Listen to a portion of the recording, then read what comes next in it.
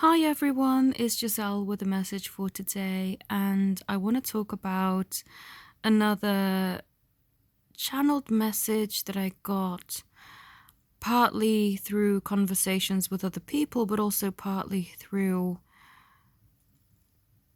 just hearing channeled information. So, when I met my friend for breakfast the other week, there was just so much information that my beloved was giving through her. And I did put some of it in a previous video, but there was one thing that she said to me that I had to digest for a while because there were layers to the message. And when she talks, yes, these messages are from her to me and they are applicable for our friendship. But there's also so much that she shares that is actually messages from my beloved. And what she said to me was, "You are the most important person in my life." And I was rather shocked because my friend has a boyfriend. One would think that he would be the most important person in her life. So I just looked at her, didn't really say very much. And she clarified by saying, "I recognize everything in you that I need to work on to be a better me.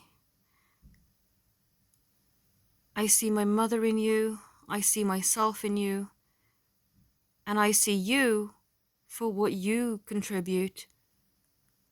And it's a whole other angle."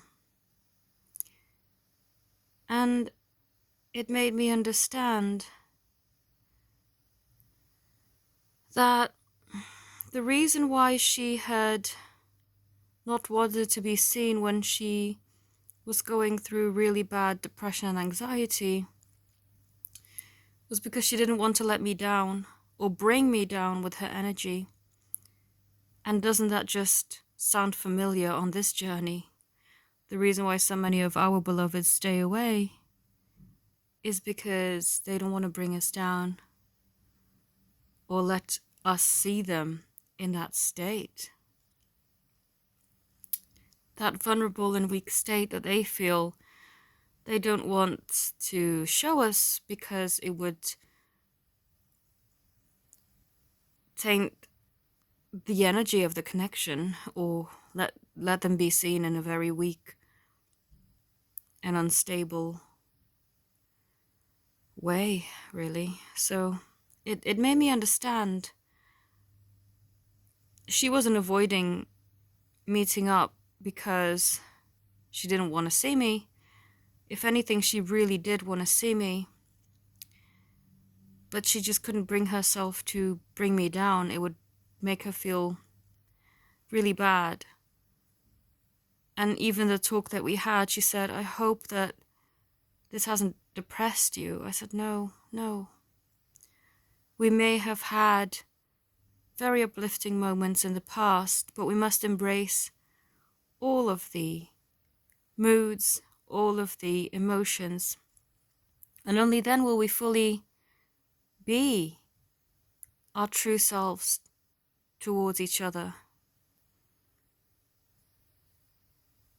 Something else I got was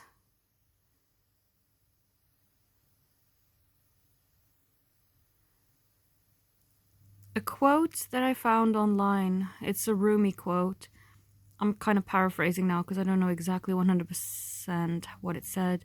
Something along the lines of, "I closed my mouth and spoke to you in 100 ways," or something along those lines. And when I put that up on my personal social media, although he didn't say anything or reacted to that quote, I felt that as I read it again, that it resonated with my beloved. And I feel that he talks to me in 100 ways. When he says nothing at all, verbally, but energetically, I receive so much. I also feel that through me clarifying my boundaries, he has felt much more secure in our connection. And for me, this is something very important because in past relationships, I was somewhat of a people pleaser. I would be afraid of rejection, and so I would agree to things that I ordinarily may not have to appease the other person so that they wouldn't reject me and would see me as somebody worth being with because I would have that to offer. But when we last spoke, I clearly said what I was willing and really not willing to put up with. And I feel a lot more respect from him. Not just respect, but a sense of security.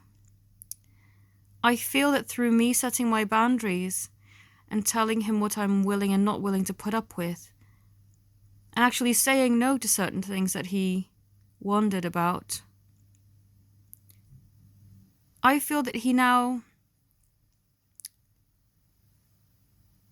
feels much more secure with me and feels much more able to trust and be himself properly. Not everything that he was talking about was something that he actually wanted to do. It was kind of testing the waters, I felt, with what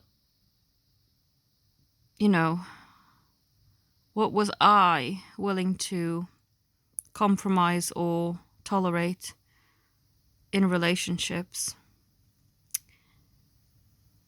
I don't feel that he really was looking to explore everything he was talking about, but he was trying to explore my boundaries.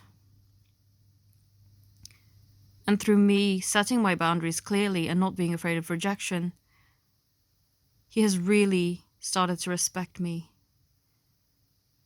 and trust me and know that I am who he feels that I am, that I'm serious, that I am not looking for short term, that I will not reject him, that I will not be someone akin to his past relationships. I'm completely different. I have completely different values and completely different things to offer. But I feel that respect has grown and he now feels much more safe in our connection. And I feel energetically he is opening up a lot more. You will feel things energetically first, and then they will come to you physically. That's how things work in this connection, in twin flame relationships. I know with other relationships, it's kind of everything happens there and then. You have to take it at face value. There is no energetic perception, really. Not that much, not to this level. And they certainly won't tell you things energetically first and then birth it into reality. This is so different from anything I've ever known. But I wanted to share these insights with you because it's always my intention to attract the correct people who are benefiting from these messages to these videos.